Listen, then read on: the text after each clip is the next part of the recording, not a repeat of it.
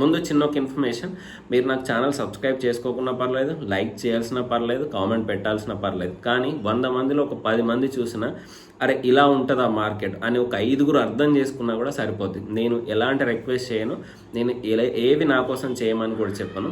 So video ఒకసారి చూడండి మొత్తం. Guys, welcome back to 100.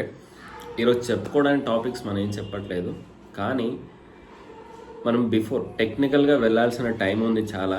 కానీ దానికంటే ముందు ఈ డిస్కషన్స్ మనం ఫ్రెండ్స్లా డిస్కస్ చేసుకొని, నేను మార్కెట్లో జరిగేవి కొన్ని చెప్తా ఉంటా. కొన్ని వీడియోస్ అంటే నాకు కొంచెం డైరెక్ట్ టెక్నికల్ కానీ ఇన్వెస్ట్మెంట్ సైడ్ వెళ్ళిపోయి వీడియోస్ చేయడం నాకు కొంచెం కరెక్ట్ కాదనిపిస్తుంది అన్నట్టు. అందుకే అసలు మార్కెట్లో ఉన్న రియాలిటీ ఏంటి, ఆ రియాలిటీని బట్టి మన మైండ్ సెట్ని ఎలా మెల్ట్ చేసుకోవాలి, దాన్ని చెప్పుకున్న తర్వాత మార్కెట్ గురించి మొత్తం డెప్త్గా మాట్లాడుకుందాం అనుకుంటున్నా.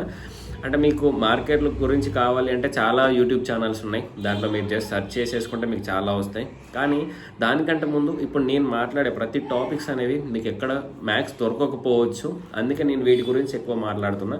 మీకు మార్కెట్లో ఏముందండి, మామూలు ప్రైస్ యాక్షన్ అంటే ఏంటి, ట్రెండ్ లైన్స్ అంటే ఏంటి, వీటన్ని గురించి ఎవరైనా చెప్తారు. టెక్నికల్ అనాలిసిస్ ఏంటి, ఇన్వెస్ట్మెంట్స్ అంటే ఏంటి.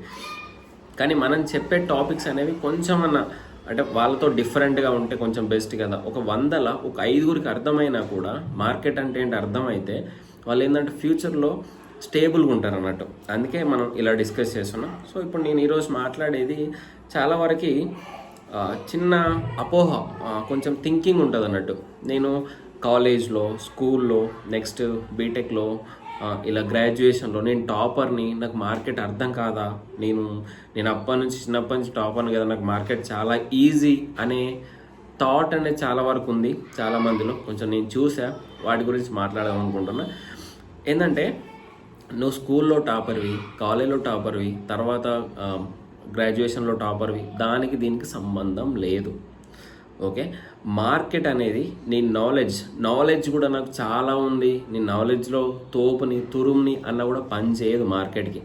నీకు ఎంత నాలెడ్జ్ ఉన్నా, నువ్వు కాలేజ్ స్కూల్లో టాపర్ అయినా, నీకు బయట నాలెడ్జ్ ఉంది, నీకు ఫైనాన్షియల్గా నాలెడ్జ్ ఉంది, నువ్వు టెక్నికల్గా నాలెడ్జ్ ఉంది, science and social everything general knowledge ఉంది, ఇవన్నీ పని చేయదు మార్కెట్కి.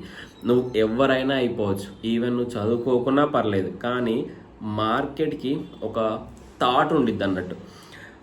కొన్ని సెట్ ఆఫ్ రూల్స్ ఉంటాయి, ఒక సెటప్ ఉండిద్ది, ఒక పర్సన్కి సూట్ అయ్యే ఒక సెటప్ ఉంటుంది. It's not about emotions, it's not about thinking, it's not about fear, it's not about greed. So ఇవన్నీ దానికి సంబంధం లేదు. ఒక సెట్ ఆఫ్ రూల్స్ని నువ్వు పాటించాలి, ఆ పాటిస్తేనే నువ్వు సక్సెస్ అవుతావు. జస్ట్ ఒక చిన్న ఎగ్జాంపుల్తో మాట్లాడుకుందాం. ఇప్పుడు మన క్రికెట్ మ్యాచెస్ జరుగుతూ ఉంటాయి, ఐపీఎల్ కానీ, సో వరల్డ్ కప్లు కానీ, T20లు కానీ.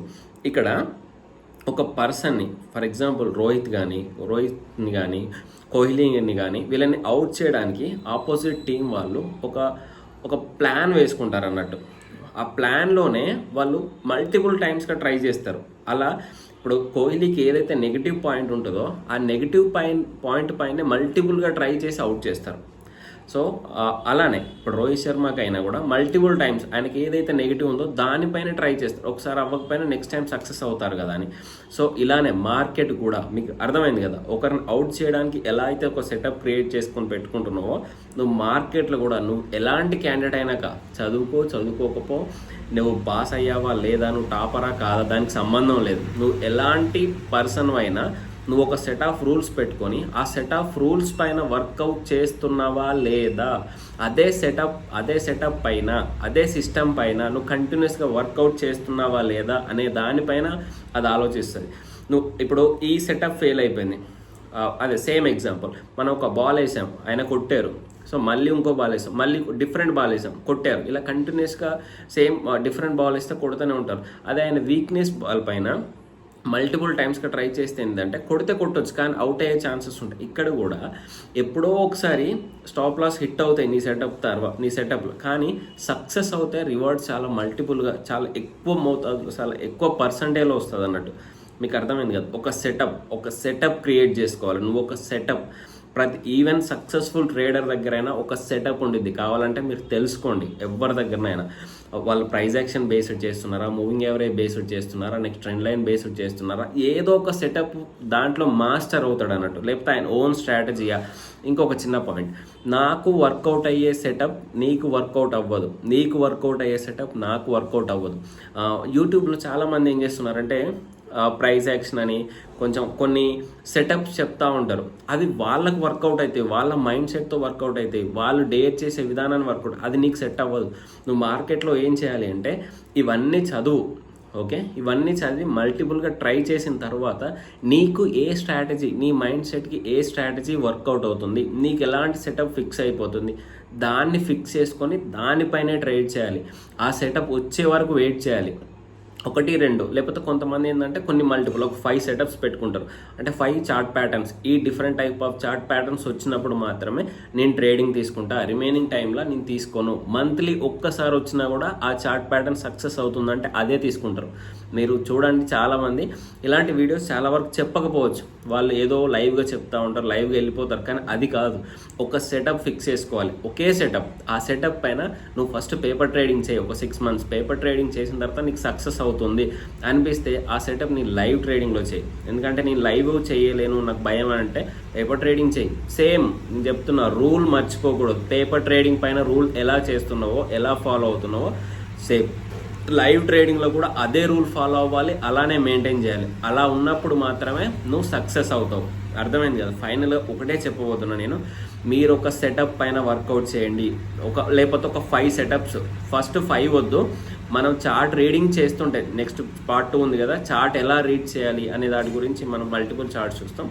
చార్ట్ రీడ్ చేస్తుంటే నీకు మల్టిపుల్గా రిపీట్ అయ్యే కొన్ని ప్యాటర్న్స్ వస్తాయి. ఆ ప్యాటర్న్స్ని ఒక పేపర్ పైన పెట్టేసుకో, మల్టిపుల్గా ఒక 5 పేపర్స్ పైన 5 స్ట్రాటజీలు. ఫస్ట్ ఒకటే పెట్టుకో, ఆ ఒకటి పైన మల్టిపుల్ టైమ్స్ ట్రై చేయి. వన్స్ ఈ సక్సెస్ అయిందంటే ఇది కొంచెం 10 డేస్కి ఒకసారి ఇది రిపీట్ అవుతుంది అనుకో, ఎవ్రీ 10 days వరకు నేను వెయిట్ చేయాలా అంటే కొందరు చేయలేరు అన్నట్టు. అందుకే ఇంకొక సెటప్ కోసం వెయిట్ చేయి. ఈ సెటప్ 2 ఫిక్స్ చేసేసుకొని ఆల్టర్నేటివ్గా ఎప్పుడు ఏది వస్తుందో దాన్ని బట్టి కొన్ని స్టాక్స్ ఫిల్టర్ చేసుకొని ఆ ఏ స్టాక్కి ఏ సెటప్ వస్తుందో అనేది ఫిక్స్ చేసుకొని దాన్ని బట్టి ట్రేడ్ తీసుకొని ట్రేడింగ్ చేయాలి. ఇంతే మార్కెట్ అంటే. నేను కాలేజ్ టాపర్ని, స్కూల్ టాపర్ని, మా ఊళ్ళో నేనే తోపుని, మా ఇంట్లో నేను తురుముని అంటే మార్కెట్ రాదు. అర్థమైంది కదా? ఎవరైనా అవ్వనివ్వు, ఒక సెటప్ నీకుందా, నువ్వు పర్టికులర్ రూల్స్ ఫాలో అవుతున్నావా, ఎంట్రీ ఎలా ఉంది, ఎగ్జిట్ ఎలా ఉంది, స్టాప్ లాస్ ఎలా ఉంది, ఈ 3 నువ్వు ఫాలో అయిపోతే నువ్వు ఎవడైనా సరే మార్కెట్ నిన్ను అలో చేస్తుంది. ఈ 3 నువ్వు ఫాలో అవ్వలేదా, నువ్వు ఎవడైనా సరే మార్కెట్లోకి వెళ్ళి తంతది. ఇంతే, ఇంతకు మించి చెప్పడానికి ఏం లేదు. అసలు మార్కెట్ అంటేనే ఇంత. Setup, technical analysis, setup. Investment పక్కన పెట్టండి, సెటప్. ఓకే, ఇది మీకు చెప్పాలనుకున్నా. అంటే నాకు ప్రొసీడ్ అవ్వడం కంటే ముందే కొంచెం మనం ఇలాంటివి డిస్కస్ చేసేందంటే నా మైండ్ సెట్కి మీరు సింక్ అయిపోతూ ఉంటారు. అలా దాన్ని బట్టి నేను ఫ్యూచర్లో ఏం చెప్తున్నా అనేది మీరు అర్థం చేసుకోగలరని నేను ముందు చెప్తున్నాను అన్నట్టు. ఓకే, ఇది మన వీడియో. Thank you.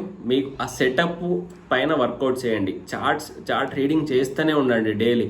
ఆ సెటప్ పైన వర్కౌట్ చేసి మీరు సక్సెస్ అవ్వాలని కోరుకుంటున్నా. Thank you. జై హింద్.